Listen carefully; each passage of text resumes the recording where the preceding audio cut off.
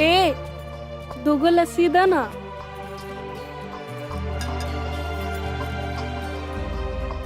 हाँ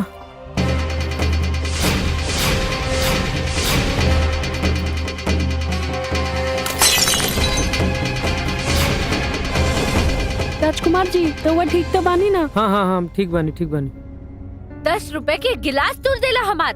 sorry sorry, हम तोहार पैसा दे दे। ठीक बा। वैसे तोहार नाम का हो? हमार नाम बसंती है। का तारा साथे हम एगो सेल्फी ले सके नी? वो का है? यादगार खाती। ठीक बा, ले ली।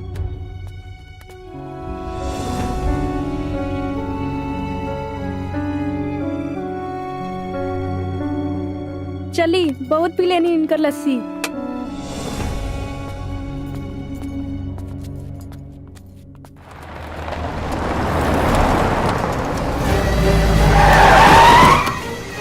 अरे लस्सी वाली, कारे बसंतिया, तोरा लस्सी के धंधा से पेट नहीं भरत?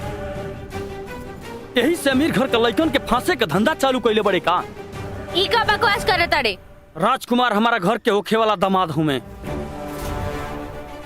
तोर हिम्मत कैसे भइले उनका संगे चिपक चिपक के फोटो खिंचावे की? अच्छा, अब समझ में आई कि तोरा लस्सी के धंधा से पेट नहीं भरत, यही से ही नया धंधा चालू कैले है। अबे भूतनी के, धंधा करत होई है तहर माई या बहिन। हट! तोर इतनी औकात के हमार बहन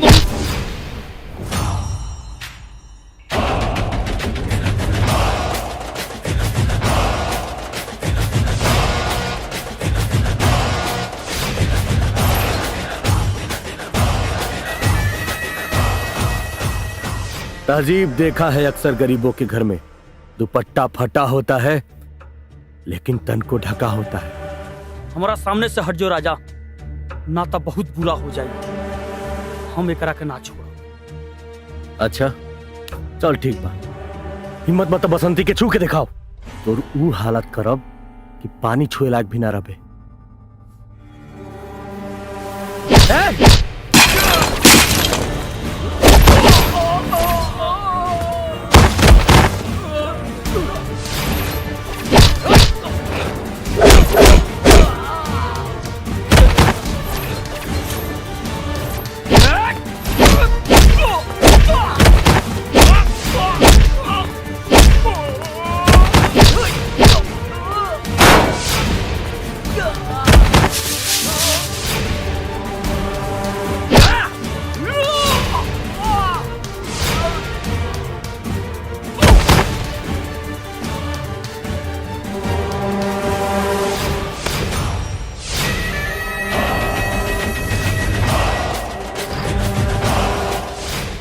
है ना कि तू बसंती के छू भी ना पीबे।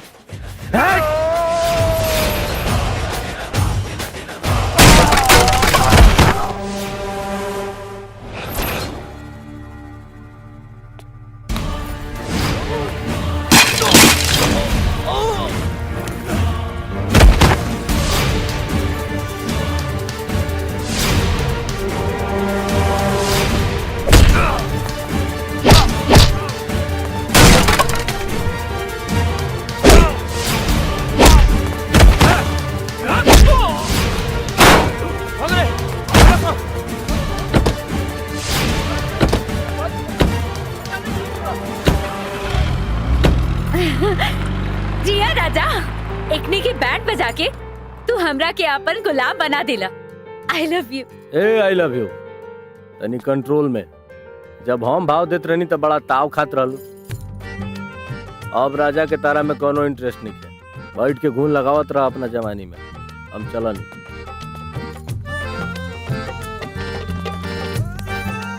तहार इहे अदा त हमरा के दीवाना बना दिले। अभी जवानी तहरे नाम बा। जिया राजा। ये फोटो में बड़ी सुंदर लगती है।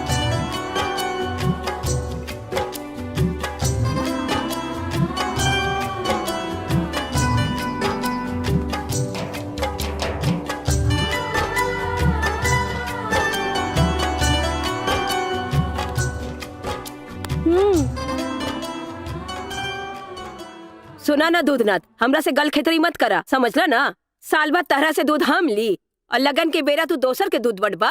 एगो काम करा, कल से हमार दूध बंद कर दा। चाची तनका दही मिली का? ए बबुआ, छटाको भर दही नहीं खे। आई इतना रात में दही के का जरूरत पड़ गई? दादी घर में कटहल के सब्जी बना दिले बड़ी, जौन हमार भैया के पसंदे नहीं खे। यही से दादी कली है रउआ घर से दही लेके आई, जौने से हमार भैया दही रोटी खा सकस। ए बबुआ, रहित ना तो हम जरूर दे देती। काहे झूठ बोला तारू माई? घर में दूधू हड़िया दही रखल बा। के खाई राजू? हमार भैया। है नहीं आओ, इले पकड़। दही तहार भैया खाती ना, हमार सैया खाती। ठीक बा। चल जो, अच्छा से खिला दी। का रे छोरी, हम जब रजवा के नाम लेत रहनी तो हमरा काटे दौड़त रहलू हैं? अब सूरजमुखी नियन मुहवा खेल गइल। तू ना समझबू, जा जाके सूता। हम तो सुधबे करब।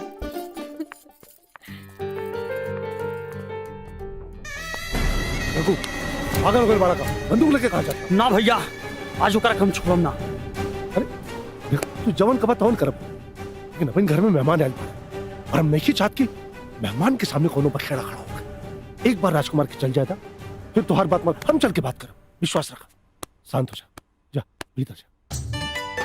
जीजा जी, हमार दीदी बहुत अच्छा फोटो खींचली। अच्छा, ये उनकर खींचल फोटो है, देखी। ई हो, ई हो, ई हो। बहुत सुंदर बा। के फोटो या फोटो खींचे वाली? दोनों। करे पिंकी, इतना रात हो गई, जीजा जी के सूते ना देबे। चला लोग और बाबू के सूते दे। चला। गुड नाइट जीजा जी। Good night. Good night.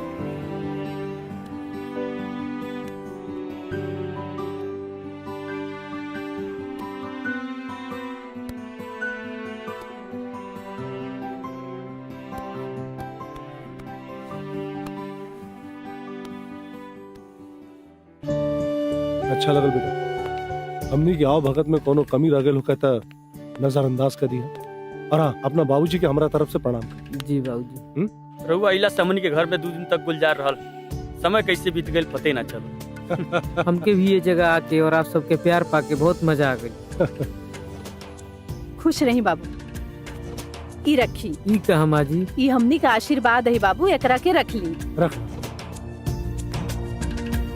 बेटा, ज्यादा कुछ तो ना कह, बस इतना कह कि जितना पूरा जिंदगी में कमोले बने सब तोहनी का, सब तोहनी के खुशी खातिर बा। खुश रह बबुआ। आई कुछ पैसा बा, अपना खातिर कोट पैंट सिवा लिया। अरे ना जीजा जी, इतना पैसा लेके हम का करब? अच्छा तू ही बता दे, रांची से हम तारा खातिर का भेज दी। जितना जल्दी हो सके हमरा द्वारा पे दूल्हा बन के आ जाए। अच्छा ठीक बा। चलो।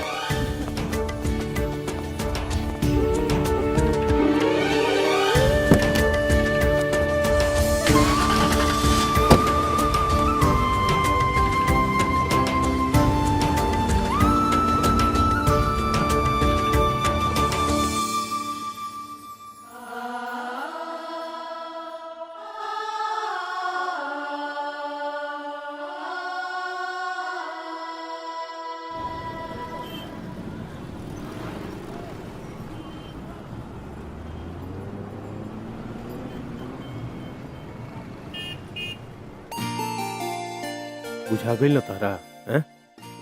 देखलू, हम कहती चाय बनावे खातिर तो कबो ना बनाई, अपना भैया खातिर झट से बना के ले आई। काहे ना बनाई? भैया हमरा खातिर भाभी जी लेके आवत रे। बताई ना भैया, हमरा खातिर भाभी लेके आई ना।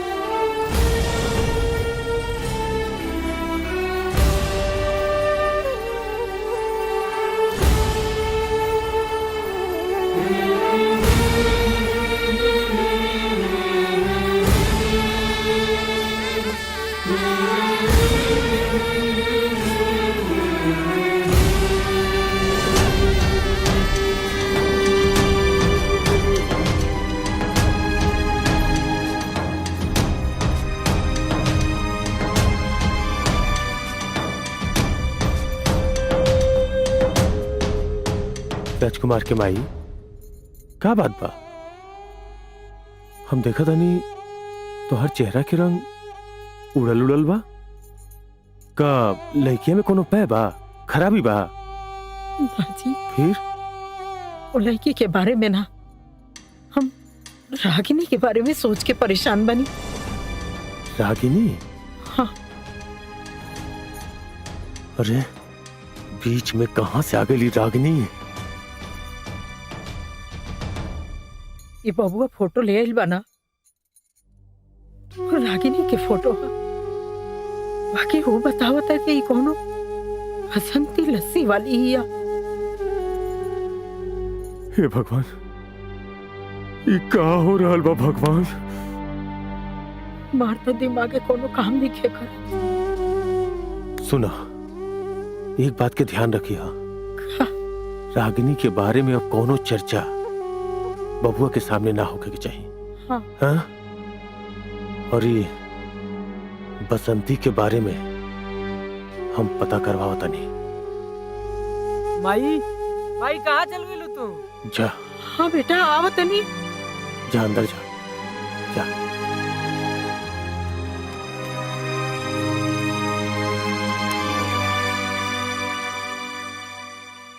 हे भगवान,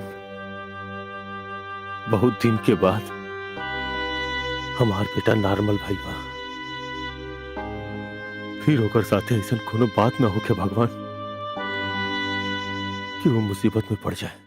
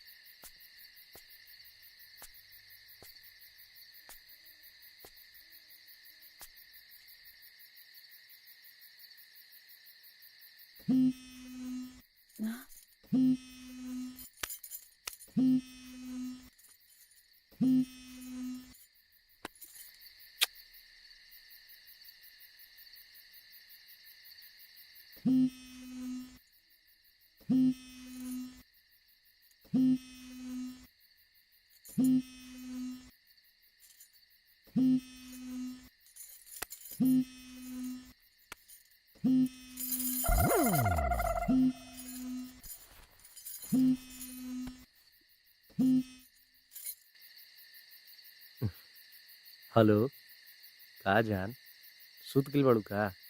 जे मोहब्बत के आग में जरत होगी, ओकरा भला नींद कैसे आई और चैन कैसे आई?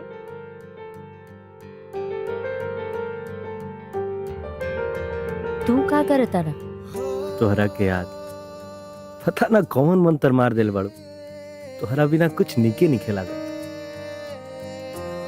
मंतर तक तू मार देले बाड़ा। हमरा के पागल बना देले बाड़ा।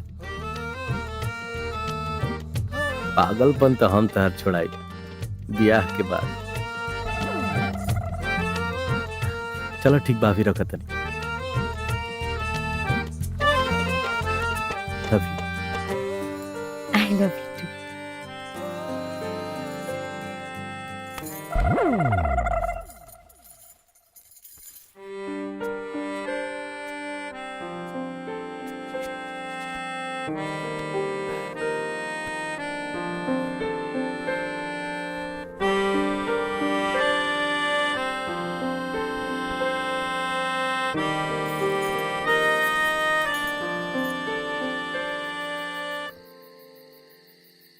अब बुझाता कि हमार पोता सही रास्ता पे आ जाए।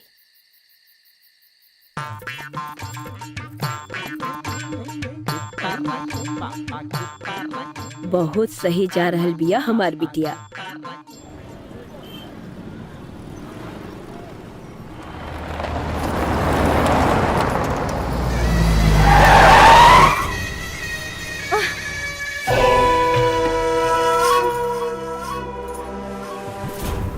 ई कवन बदतमीज हरे, जौन धूरा उड़ा के हमार पूरा लस्सी खराब कर दिलस।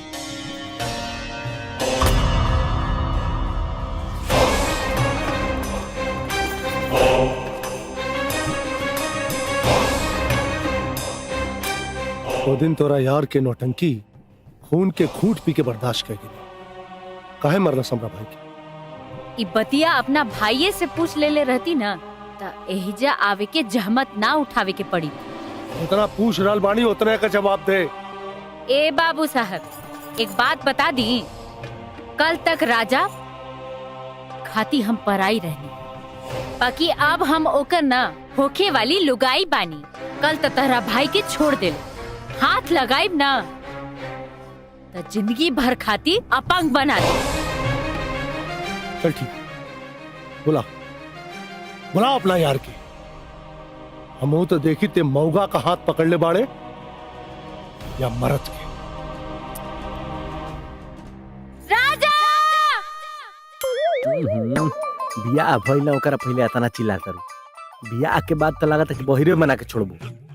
हाई देखा तहरा से के मिले आइल बा।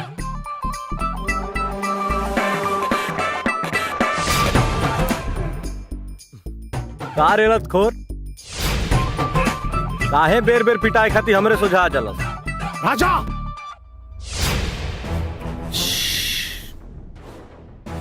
जब जोर से आवाज होला ना बाबू साहब तो दिमाग घूम जाला, और घुमला दिमाग से हम और ज्यादा मारिला।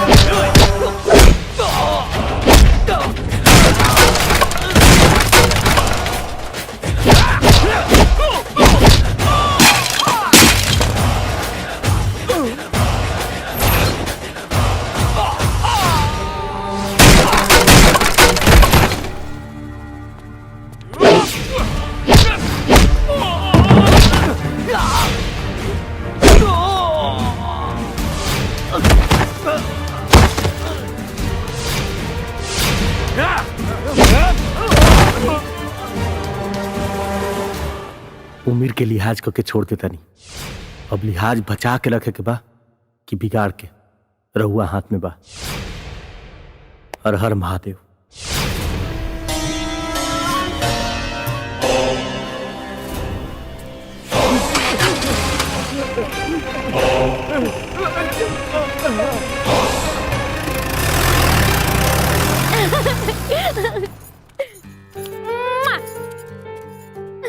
सारा गुस्सा के तो धुआं उड़ा दिलू है जान। अभी और काका उड़ाई इत ब्याह के बाद पता चली।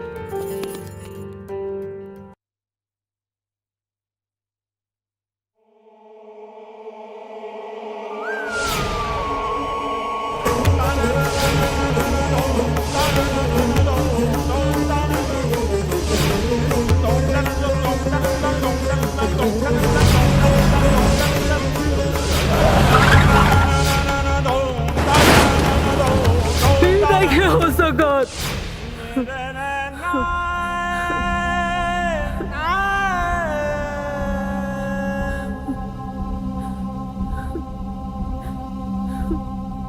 बेटा, का बोल बेटा? हाँ कोनो सपना दिखला का बबुआ? हाँ बाबूजी, हम गाड़ी से जात रहनी है, हमरा साथे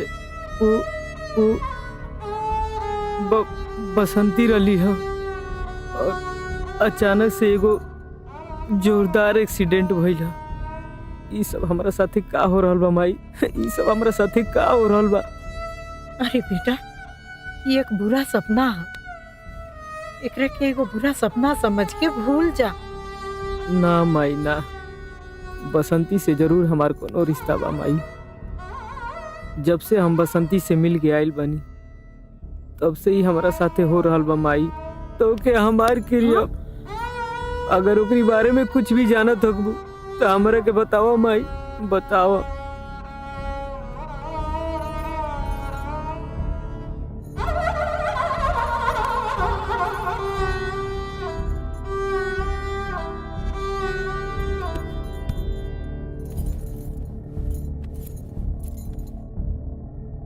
सब ठीक हो जाए बेटा, तू चिंता मत करा।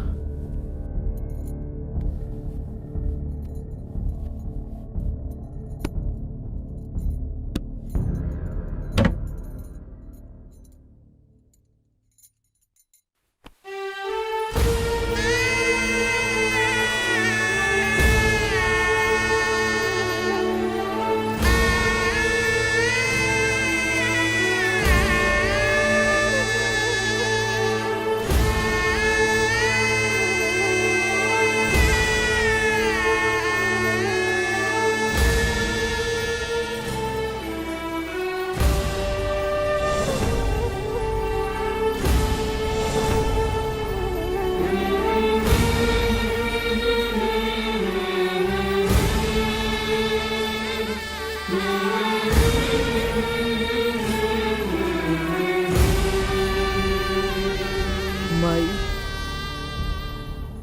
ई का ई रागिनी है तोहार मेहरारू।